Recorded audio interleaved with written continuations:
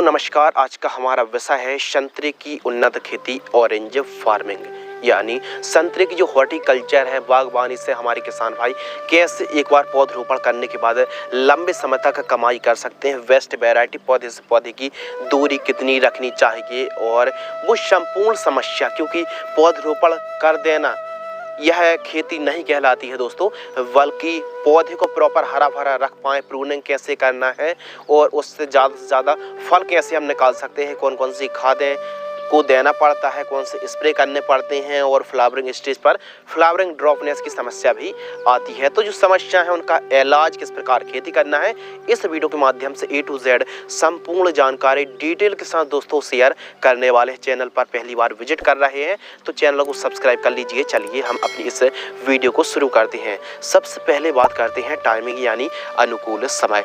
तो संतरे की वैसे तो आप 12 महीने पौधरोपण कर सकते हैं। जुलाई से अगस्त महीना दोस्तों यदि आप पौधरोपण करते हैं, जुलाई से लेकर अगस्त के मध्य आप पौधरोपण कर सकते हैं, काफ़ी बढ़िया टाइमिंग माना जाता है। जलवायु टेम्परेचर के ऊपर बात करें तो संतरा ठंडे नम आर्द्र जलवायु की क्रॉप है और उसके लिए टेम्परेचर न्यूनतम 15-16 और अधिकतम 35 से 36 डिग्री सेल्सियस का टेम्परेचर काफ़ी अनुकूल माना जाता है। भूमि और खेत की तैयारी के ऊपर बात करें तो मृदा की जो pH वैल्यू है दोस्तों 5 से 7.5 तक चल जाती है। काली मिट्टी है, काली दोमट है, चिकनी दोमट है, बलुई दोमट के साथ साथ सैंडी सॉइल, पीली भूमि, बलुई भूमि काफ़ी ज़्यादा उपयुक्त मानी जाती है। बस उत्तम जल निकास का प्रबंध होना बहुत ज़्यादा जरूरी। खेत की तैयारी में 1 से 2 बार आपको कल्टीवेटर से प्लोविंग कराना चाहिए। उसके बाद मिट्टी को भुरभुरी कराने वाले यंत्र हैरो या फिर रोटावेटर की मदद से मिट्टी को ठीक तरीके से भुरभुरी करा लेना चाहिए। जंगली जानवर नीलगाय परेशान करती हैं तो तारबंदी भी होना बहुत ज़्यादा ज़रूरी है। तो इस हिसाब से दोस्तों आपको खेत की तैयारी प्रिपरेशन करा लेना चाहिए।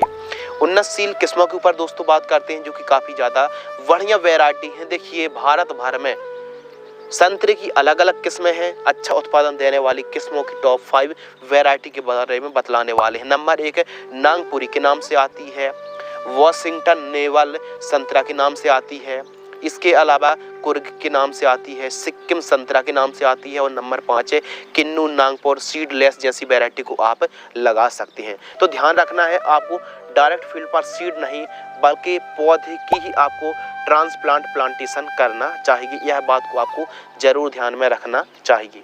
बेड तैयार के ऊपर दोस्तों बात करते हैं तो इसकी खेती बेड विधि से ही करें, यानी बेड बनाकर हल्की से ज़्यादा बरसात भी हो जाती है दोस्तों तो पौधे के पास जब पौधा छोटा होता है पानी यदि एकत्रित नहीं होगा तो फिर बढ़वार अच्छी होने वाली है। यदि पानी ज़्यादा देर तक भरा रहेगा तो फिर पौधा एकदम नष्ट और ख़राब हो सकता है। तो बेड बनाकर आप बेड मेकर फिर बेड राइजर से आपको बेड विधि से खेती करनी चाहिए। बेड से बेड की दूरी 15 फीट, बेड की चौड़ाई 3 फीट, बेड की ऊंचाई 1 फीट रखनी चाहिए। 1 एकड़ पर पौधे 180 से 200 पौधे दोस्तों आपको लगाने चाहिए 1 एकड़ पर।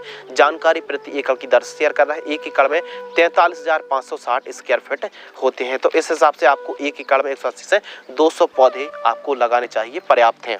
प्लांट डिस्टेंस के ऊपर दोस्तों बात करते हैं। लाइन से लाइन की दूरी 15 फीट और पौधे से पौधे की दूरी 10 से 12 फीट रखनी चाहिए।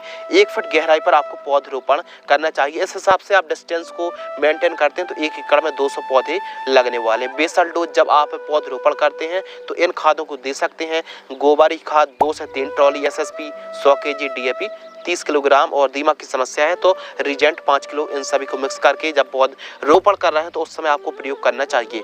पौधरोपण के ऊपर दोस्तों बात करते हैं तो 1 बाई 1 का गड्ढा खोदकर आपको 15 दिन की तेज धूप लगाना है। उसके बाद आपको सिंचाई करने हैं। जो हमने खादों के नाम बताए बेसल डोज के रूप में खादों को 1 एकड़ में प्रयोग करना है और आपको एक एक पौधे की पौधरोपण कर देना चाहिए। शाम टाइम आपको पौधरोपण करना चाहिए। पौधा एकदम सीधा होना चाहिए। जब पौधरोपण आपने कर दिया है तो 15 दिन तक विशेष रूप से आपको सिंचाई पर ध्यान रखना चाहिए। नर्सरी के ऊपर दोस्तों बात करते हैं तो ग्राफ्टेड पौधे को भी आप खरीद सकते हैं। नर्सरी पर 50 रुपये से लेकर 60 रुपये प्रति पौधा की कीमत देखने के लिए मिलती है। इसके अलावा नर्सरी से आप पौधे खरीद सकते हैं। बागवानी फल फूल वाली जो नर्सरी होती है वहाँ से भी आप ट्रस्टेबल नर्सरी से पौधे बाय कर सकते हैं।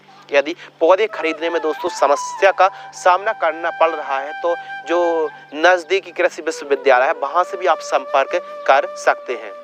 ड्रिप एरिगेशन के ऊपर बात करें तो 20 mm बटन वाली ड्रिप को आप लगा सकते हैं। सिंचाई के ऊपर दोस्तों बात करते हैं तो ड्रिप से खेती कर रहे हैं तो 3-3 दिनों के अंतराल पर, फ्लैट एरिगेशन से 10 से 15 दिनों के अंतराल पर सिंचाई करनी चाहिए। संतरे की फसल पर बहुत ज़्यादा सिंचाई की आवश्यकता नहीं होती, लेकिन मध्यम सिंचाई की, हल्की सिंचाई की आवश्यकता पड़ने वाली है। खरपतवार नियंत्रण के ऊपर बात करें तो निराई गुड़ाई करें, क्योंकि आप एक काम और फॉलो कर सकते हैं कि फसलों की आप इंटरक्रॉपिंग कर सकते हैं, अन्य सब्जियों की इंटरक्रॉपिंग कर सकते हैं। अब पौधा लगाया तुरंत तो फल फूल देगा नहीं, यानी काफ़ी समय बाद हार्वेस्टिंग मिलने वाली है। तब तक आप अलग अलग सब्जियों को उगा सकते हैं संतरे की फसल पर, जैसे मिर्च को उगा सकते हैं, टमाटर को उगा सकते हैं, पत्ता गोभी है, फूल गोभी है, बीन्स है, भिंडी है दोस्तों। बरबटी के अलावा आप धनिया को उगा सकते हैं, मेथी, पालक, मूली, चुकंदर, गाजर जैसी सब्जियों को, हरी सब्जियों को दोस्तों आप उगाकर काफ़ी बढ़िया प्रॉफिट भी कमा सकते हैं। आलू की खेती कर सकते हैं, प्याज, लहसुन की खेती भी दोस्तों आप कर सकते हैं। तो इन फसलों की आप इंटरक्रॉपिंग कर सकते हैं, प्रॉफिट निकाल सकते हैं। यानी कहने का मतलब ये है कि जो आपका संतरे का बगीचा, जब तक हार्वेस्टिंग नहीं मिलेगी तब तक आप इंटरक्रॉपिंग करके सब्जियों से प्रॉफिट कमाई कर सकते हैं।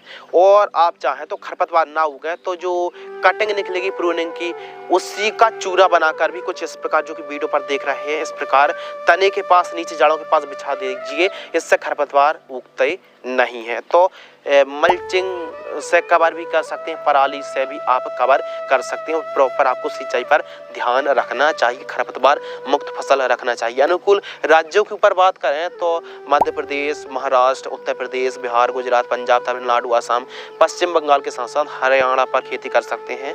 खासकर दोस्तों महाराष्ट्र पर कुछ ज़्यादा ही संतरे की खेती होती है। तो इस हिसाब से आपको जलवायु को ध्यान में रखते हुए आपको संतरे की खेती करनी चाहिए। खाद शेड्यूल के ऊपर दोस्तों बात करते हैं तो जो खाद शेड्यूल है, आप ऑर्गेनिक तरीके से भी ग्रो कर सकते हैं, लेकिन फास्फोरस, पोटास की आवश्यकता बीच बीच में पड़ती है, खासकर बोरॉन की।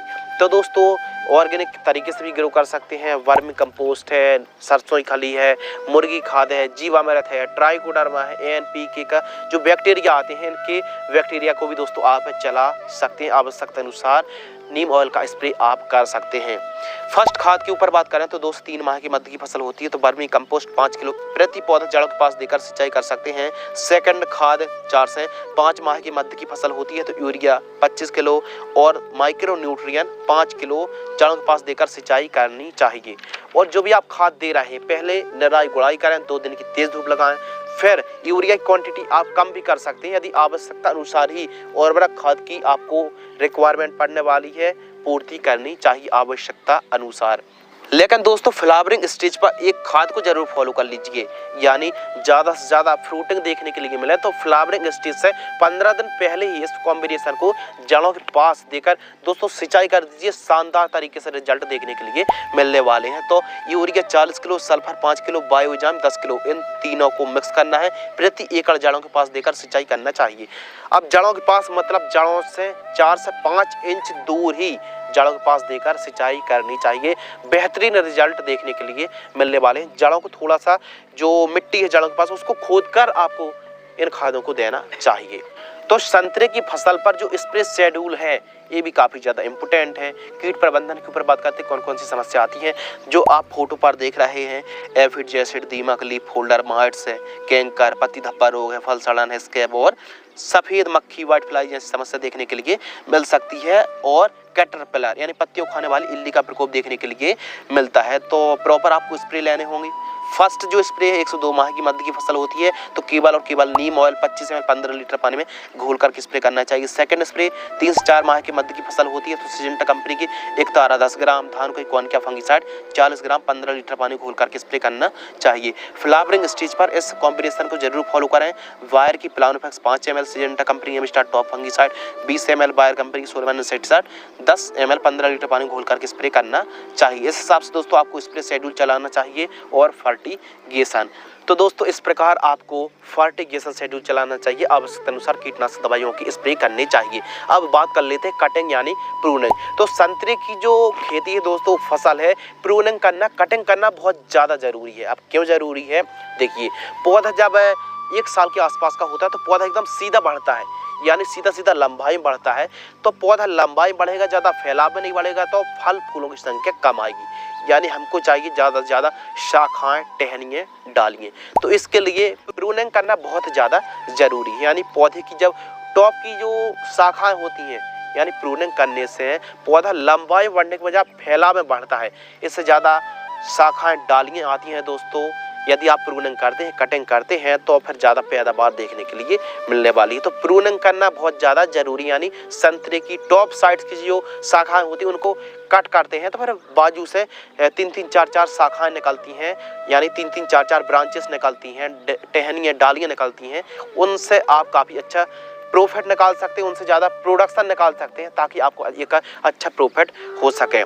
क्रॉप कवर भी आप लगा सकते हैं। यदि आप मास लेवल पर खेती कर रहे हैं और जो फ्रूट की क्वालिटी है वो बहुत ही अच्छी क्वालिटी आप मार्केट पर देने वाले हैं, तो फिर क्रॉप कवर को भी आप लगा सकते हैं, जो कि फोटो पर दिख रहे हैं। क्रॉप कवर कई प्रकार के होते हैं, कागज़ के भी होते हैं, इसके अलावा दोस्तों पॉलीथीन के भी होते हैं, प्लास्टिक के भी होते हैं, और साथ ही आप ये मान लीजिए कपड़े के भी दोस्तों क्रॉप कवर आते हैं। तो क्रॉप कवर लगाने से हरा मच्छर का प्रकोप नहीं होता है और स्प्रे भी कम करने पड़ते हैं, जो फल की क्वालिटी वो प्रभावित नहीं होती है। तो इस हिसाब से क्रॉप कवर लगाने से फल की क्वालिटी बढ़ती है, तो क्रॉप कवर आप लगा सकते हैं। बेहतरीन क्वालिटी मार्केट पर ले जाएंगे तो आपको बेहतरीन बाजार भाव भी देखने के लिए मिलने वाले। तो इस हिसाब से दोस्तों आपको कटिंग करना चाहिए और क्रॉप कवर को लगाना चाहिए। बात कर लेते बाजार भाव, तो हमारे किसान भाइयों को 25 से 30 रुपए केजी का रेट मिल जाता है प्रति किलोग्राम। फर्स्ट हार्वेस्टिंग 1 से 1.5 साल के आसपास का पौधा होता है तो फल देना शुरू कर देता है। लाइफ साइकिल के ऊपर दोस्तों बात करते हैं, तो संतरे की जो फसल है एक बार लगाने के बाद काफी लंबे समय तक चलने वाली है, यानी यह एक बहुवर्षीय क्रॉप है, बागवानी है।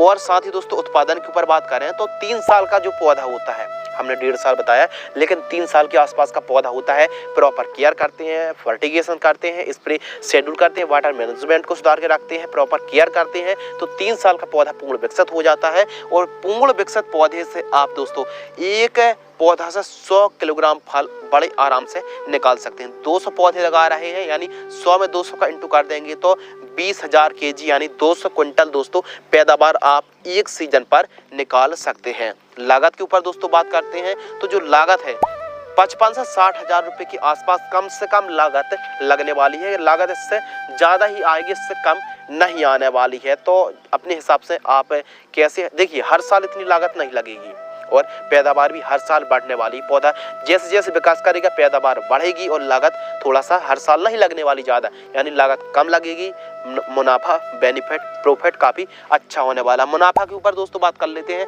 यदि हमारे किसान भाइयों को 25 का रेट मिल जाता है, यानी 2500 रुपये क्विंटल, तो ये मान लीजिए दोस्तों, हमने तो आपको बतलाया है कि 200 क्विंटल पैदावार, ये मान लीजिए हम 180 क्विंटल ही पैदावार मान लेते हैं और 25 में 180 का इंटू कर देते हैं, तो दोस्तों जो हमारा मुनाफा है वो 4,50,000 हमारा मुनाफा गया।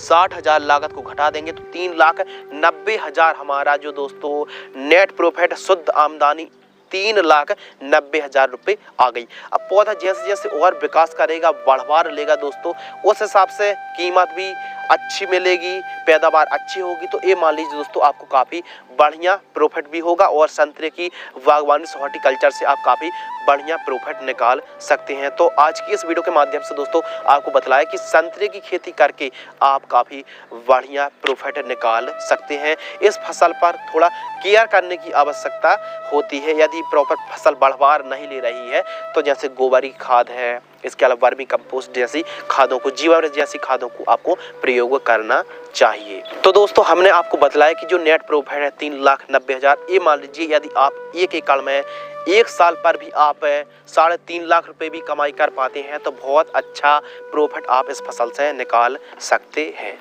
सो फ्रेंड्स, आज की इस वीडियो के माध्यम से आपको बतलाया ऑरेंज फार्मिंग यानी संतरे की उन्नत खेती। तो इस प्रकार हमारे किसान भाई हॉर्टिकल्चर यानी संतरे की बागवानी से भी काफ़ी कम समय पर, कम लागत पर काफ़ी अच्छा प्रॉफिट निकाल सकते हैं, वो भी लंबे समय तक, क्योंकि यह एक बहुवर्षीय फसल है। तो एक बार पौधरोपण करने के बाद लंबे समय तक आप संतरे की बागवानी से काफ़ी अच्छा प्रॉफिट, काफ़ी अच्छी कमाई कर सकते हैं। उम्मीद करते हैं दोस्तों इस वीडियो से आपको कुछ नया नॉलेजेबल और इंटरेस्टिंग सीखने के लिए जरूर मिला होगा। यदि आपको यह वीडियो पसंद आती है तो वीडियो को लाइक करें। अधिक जानकारी के लिए अब आप हमें इंस्टाग्राम पर ही फॉलो कर सकते हैं, शिव कुमार 095। मिलते हैं इसी प्रकार के कृषि कार्य से जुड़ी नई नॉलेजेबल ज्ञानवर्धक जानकारी के साथ। तब तक के लिए धन्यवाद, नमस्कार, जय हिंद, वंदे मातरम।